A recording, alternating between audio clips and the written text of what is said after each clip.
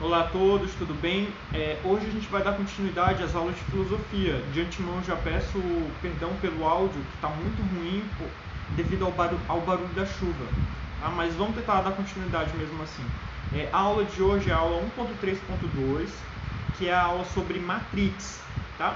Então, para começar fazendo a revisão, né, dos conteúdos que a gente já trabalhou, a gente trabalhou na última aula a ideia de você estudar a análise como uma ferramenta de estudo de texto. Né? Então, quando você vai estudar um texto, você também pode fazer uma análise dele. O que significa uma análise? Você separar o texto em diversas partes. Tá? Aí agora a gente vai aqui no nosso documento, que está aí no resumo da nossa aula, né, para o resumo da história. E aí eu vou ler o trecho aqui. Eu vou ler o trecho principal, tá bom? Que é esse primeiro parágrafo. Então, é um trecho de Marilena Chauí, que diz o seguinte: qual o poder da Matrix? Usar e controlar a inteligência humana para dominar o mundo, criando uma realidade virtual na qual todos acreditam. Então, a ideia do filme Matrix, né, que eu esqueci de falar que é um filme, então é que imagine que as máquinas tomaram de conta. Então os computadores se rebelaram um dia contra a humanidade. E aí eles começaram a dominar a sociedade, a dominar a humanidade e utilizar os seres humanos como escravos. Então, para que eles utilizassem sem os seres humanos se rebelarem, o que as máquinas fizeram? Elas criaram um mundo aparente para que os humanos sobrevivessem neles. Por exemplo, um jogo de computador ou um jogo de celular, só que as pessoas nem iam perceber que estavam jogando. Para elas aquilo ia ser a realidade. Então, essa é a ideia principal da Matrix. Continuando, a Matrix é o feitiço que se virou contra o feiticeiro. Né? Aí mais abaixo ele vai dizer o seguinte, no segundo parágrafo: a Matrix é o computador gigantesco que escraviza os homens, usando a mente deles para controlar seus sentimentos e pensamentos, fazendo-os crer que é real o que é aparente. Então tem uma cena lá de Matrix que o cara está comendo uma carne e ele está dentro da Matrix, dentro dessa aparência, desse mundo que não é real. E ele diz o seguinte: eu sei que isso aqui não é real, eu sei que isso é aparente, mas eu acho essa carne, continuo achando essa carne muito saborosa. Então esse é um cara que ele conseguiu fugir da Matrix. Ele percebeu que ele está fora da Matrix, mas mesmo assim ele continua acreditando naquela ilusão. Né? Então a ideia da Matrix é isso: você está comendo um pedaço de carne, mas aquela carne ela não é verdadeira. Por quê? Porque todas as sensações que aquela carne te provoca são sensações provocadas por um computador que te controla. Né? E que na verdade seu corpo está ali parado servindo de bateria para uma máquina. Essa é a história do filme Matrix. Mas a ideia principal é de você utilizar aquilo que é aparente para simular uma realidade. Então, a gente vai ler um trecho agora que isso vai ficar mais evidente ainda. Então, mais abaixo tem assim, trecho. Aí é um diálogo entre Morfeu e Neo. Aí lá mais embaixo, na última fala, o Morfeu vai dizer o seguinte... sobre a verdade que o Neo está perguntando: que você é um escravo, como todo mundo, você nasceu num cativeiro, nasceu numa prisão que não consegue sentir ou tocar, uma prisão para a sua mente. Então a ideia é que a Matrix ela controla a sua mente. Então, controlando a sua mente, ela vai controlar o seu corpo também. E aí ela vai produzir diversas aparências que você, com o seu corpo, vai achar que são realidade, quando na verdade elas não são pura aparência. Então, a grande questão e a grande divisão aqui é entre realidade e aparência. E aí mais abaixo a gente vai ter alguns problemas, que não são questões para vocês responderem no caderno, né? São só questões para a gente debater mesmo. Então, a princípio, primeiro, o que é a Matrix? Né? A Matrix é uma prisão, e principalmente uma prisão para a nossa mente.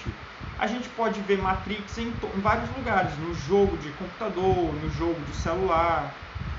Será que a escola é uma Matrix? Será que a escola é uma prisão também? E aí mais abaixo tem: que prisões existem para a nossa mente?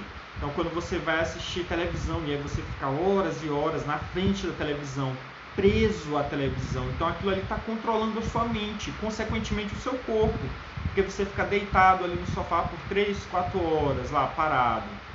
Então isso é o exemplo de uma Matrix também.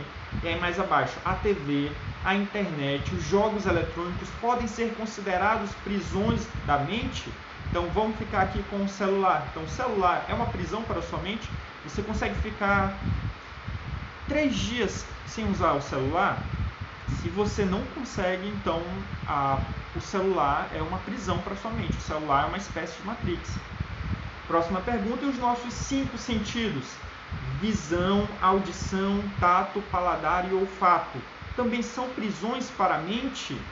Então a gente pode confiar em tudo que a gente vê, em tudo que a gente ouve. Por exemplo, agora eu estou ouvindo o barulho da chuva, né?